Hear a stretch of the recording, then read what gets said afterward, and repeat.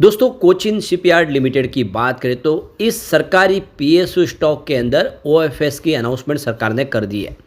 अब आप देख ही सकते हो कि किसी कंपनी के अंदर 75% से ऊपर की अगर लिमिट होती है प्रमोटर की तो उसको 75% पे लाना होता है और इसीलिए सरकारी कंपनियां लगातार ओएफएस ला रही है।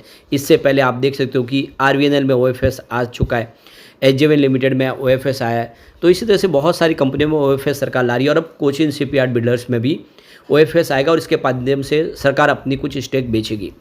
तो क्या कोचिन शिपयार्ड बिल्डर्स में इस लेवल से गिरावट होगी या फिर इसमें खरीदारी का एक अच्छा मौका मिल जाएगा, जानने की कोशिश करेंगे इस वीडियो के माध्यम से। कंपनी की संभावना कैसी है, फंडामेंटल कैसे, उसको जानेंगे।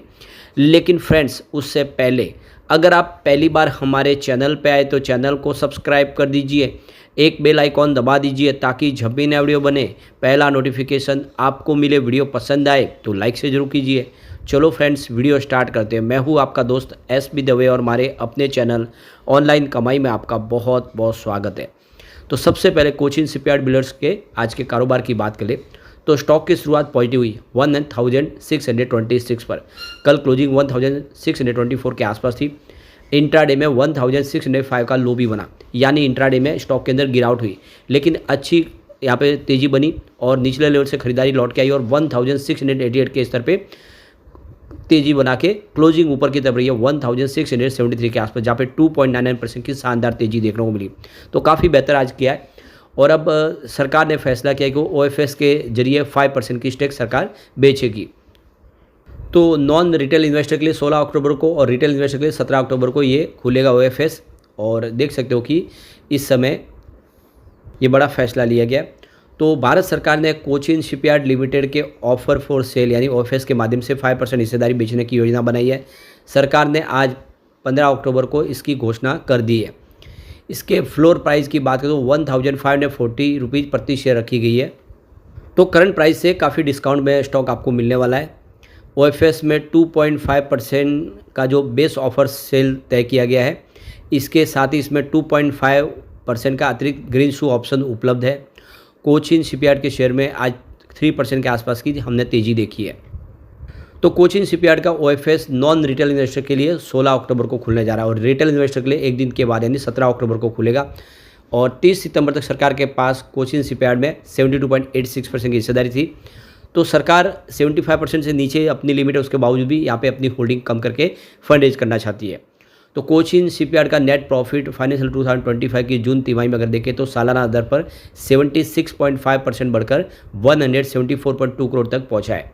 पिछले साल की इस तिमाही में कंपनी ने 98.7 करोड़ का प्रॉफिट दर्ज किया था।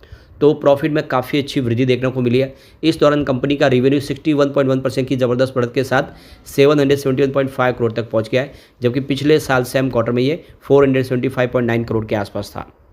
ऑपरेटिंग लेवल पर कंपनी का EBITDA पिछले साल की तुलना में दुगुना से भी ज़्यादा है, यानी 125% की वृद्धि के साथ 177.3 करोड़ तक पहुँच गया है। तिमाही में EBITDA मार्जिन 23% रहा है, जबकि पिछले फाइनेंशियल ईयर में इस अवधि में यह 16.5% था। कोचिन शिपयार्ड की ग्रोथ का नेतृत्व शिप बिल्डिंग सेगमेंट में किया जाता है और जहां रेवेन्यू पिछले साल की तुलना में 62% से बढ़कर 527 करोड़ तक पहुंच गया है। शिप बिल्डिंग सेगमेंट कंपनी की कुल आय 68% का इसमें योगदान है।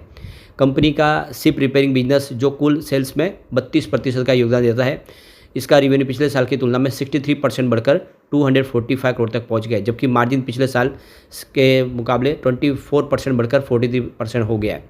तो काफ़ी बेहतर किया इसने। अब यहाँ पे इसकी शेयरों की परफॉर्मेंस को देखें तो जो मंगलवार को क्लोजिंग प्राइस है वो 44% ऑल टाइम हाई से नीचे है, क्योंकि 2977 की इसकी ऑल टाइम हाई है। इस गिरावट के बावजूद स्टॉक में अभी भी आईपीओ प्राइस 432 से 4 गुना ऊपर अभी इस समय ट्रेड कर रहा है स्टॉक। पिछले 6 महीनों में कंपनी के शेयरों में 58% का तगड़ा रिटर्न दिया है। इस साल अब तक कंपनी के शेयर 145% भाग चुके हैं। वही पिछले एक साल में इसने 215% का शानदार प्रॉफिट दिया, यानी इस साल ये बेहतर रहा है स्टॉक सबके लिए। तो ओएफएस डिस्काउंट में दिया जा रहा है, अगर मौका मिले तो इसमें फ़ायदा उठाया जा सकता है। लेकिन सबसे बड़ी बात है कि जब भी ओएफएस आता है उसके बाद में शेयर की प्राइस नीचे आ जाती है, उसके बाद बहुत ज़बरदस्त वृद्धि होती है। हमने देखा है एचजेवीएन में भी और आरवीएनएल में भी कि जिस कंपनी के अंदर ओएफएस आता है उसके बाद शेयर की प्राइस बहुत तेज़ी से दौड़ती है और ऐसे ही यहाँ पर भी संभव दिख रहा है। अब यहाँ पे सितंबर के म्यूचुअल फंड के आंकड़े हमारे सामने आ चुके हैं। 38 नए म्यूचुअल फंड ने जम के खरीदारी की है, यानी म्यूचुअल फंड ने काफ़ी अच्छा निवेश किया इस लेवल पे। सिर्फ 20 म्यूचुअल फंड ने बिकवाली की है, तो देख सकते हो लगभग खरीदारों का जो आंकड़ा है वो बिकवाली के सामने डबल है। तो बहुत ही शानदार यहाँ पे खरीदारी और म्यूचुअल फंड इस लेवल पे खरीदारी करे, तो ये सितंबर के आंकड़े इशारा करे कि इसमें इन्वेस्टमेंट का अच्छा मौका है, कंपनी का बिजनेस काफ़ी अच्छा है और आने वाले समय बेहतर कर सकता है। अब जून क्वार्टर के रिजल्ट को अच्छे से पूरा समझे तो रेवेन्यू 771.47 करोड़ के आसपास रहा था, जहाँ पे 62.12% की ईयर ऑन बेसिस पे शानदार वृद्धि देखने को मिली। बात अगर हम नेट इनकम की कर ले तो 174.24 करोड़ के आसपास रही है, जहाँ पे 76.62% की ईयर ऑन बेसिस पे शानदार जंप देखने को मिली। डायलूटेड ईपीएस की बात कर ले तो यह 6.62% रहा है, जहाँ पे 76.53% की ईयर ऑन बेसिस पे शानदार वृद्धि देखने को मिली। और नेट प्रॉफिट मार्जिन की बात कर ले तो यह 22.58% के आसपास रहा, जहाँ पे 8.92% की शानदार वृद्धि देखने को मिली। तो क्लियरली देख सकते हो कि बहुत ही बेहतर था क्वार्टर 1 का रिजल्ट, और अब क्वार्टर 2 का रिजल्ट आने वाला है, तो उम्मीद है कि रिजल्ट ये भी बेहतर रहेगा, फिर एक शानदार तेज़ी की संभावना बन जाएगी। अब यहाँ पे अगर हम इसके एनालिस्टों का नज़रिया देखें तो फिलहाल यहाँ पे स्ट्रॉन्ग बाय की रिकमेंडेशन करने वाला एक भी एनालिस्ट नहीं है, लेकिन बाय की रिकमेंडेशन करने वाला पे आपको एक एनालिस्ट दिखाई देगा जो लगातार बना हुआ है। 3 महीनों के हिसाब से देखें तो भी आपको वहाँ पे रिकमेंडेशन दिखाई देगी, और 1 मंथ के हिसाब से भी और 1 वीक के हिसाब से भी फिलहाल बाय की रिकमेंडेशन करने वाला आपको एक एनालिस्ट दिखाई देगा। अगर हम बात करें होल्ड की रेटिंग की तो यहाँ पर भी एक एनालिस्ट है जो लगातार होल्ड की रेटिंग दे रहा है। फिलहाल 3 महीने के हिसाब से देखें, 1 वीक के हिसाब से देखें तो आपको होल्ड की रेटिंग देने वाला आपको एक एनालिस्ट दिखाई देगा। सेल की रेटिंग देने वाला यहाँ पे कोई भी एनालिस्ट नहीं है, लेकिन स्ट्रॉन्ग सेल की रेटिंग रिकमेंडेशन करने वाला आपको एक एनालिस्ट दिखाई देगा जो इस समय बना हुआ है, और 3 महीने से भी आपको देखो तो रिकमेंडेशन बनी ही हुई है। तो टोटल 3 एनालिस्ट इसको ट्रैक करते हैं, जिसमें 2 एनालिस्ट इसमें खरीदारी की सलाह दे रहे और एक एनालिस्ट है जो बिकवाली की सलाह दे रहा है। तो जो देख सकते हो कि जो पलड़ा भारी है वो खरीदारी की तरफ ही है, इसमें कोई सवाल ही नहीं है। तो कुल मिला के इसमें संभावना काफ़ी पॉजिटिव है। अब यहाँ पे अगर हम इसके SWOT को एनालिस करके देखें तो इसकी स्ट्रेंथ यहाँ पे आपको 3 पॉइंट दिखाई देगी। वीकनेस में आप देखेंगे तो आपको यहाँ पे 2 पॉइंट वीकनेस के दिखाई देंगे, और इसके अंदर अपॉर्चुनिटी अगर आप देखें तो 1 पॉइंट है, और इसके अंदर 3 पॉइंट थ्रेड्स के भी दिखाई देंगे। इसका मतलब इसके पॉजिटिव पॉइंट की बात करें तो 3 स्ट्रेंथ है और 1 अपॉर्चुनिटी है, टोटल मिला के आपको 4 पॉइंट दिखाई देंगे। अब वीकनेस यहाँ पे 2 है और थ्रेड्स 3 है, तो निगेटिव पॉइंट 5 है।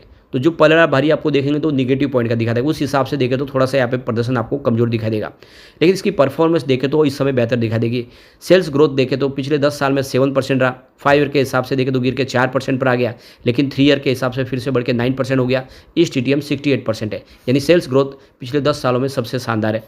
अगर हम बात करें प्रॉफिट ग्रोथ की तो 10 ईयर के हिसाब से 11% है, और 5 ईयर के हिसाब से भी 11% था, 3 ईयर के हिसाब से गिर के 10% हो गया, लेकिन इस TTM 155% का ज़बरदस्त जंप देखने को मिला है। तो क्लियरली देख सकते हो कि सेल्स और प्रॉफिट ग्रोथ के आंकड़े उत्साहवर्धक है, और ऐसे में निवेश के बारे में सोचा जा सकता है। लेकिन फ्रेंड्स, कोई भी इन्वेस्टमेंट करने से पहले अपने फाइनेंशियल एडवाइजर से एडवाइस ले ले, या अपना खुद का रिसर्च करें, क्योंकि मैंने वीडियो आपके एजुकेशनल पर्पज़ के लिए ही बनाए। वीडियो पसंद आए तो लाइक से जरूर कीजिए और चैनल को सब्सक्राइब कर दीजिए। Thank you friends.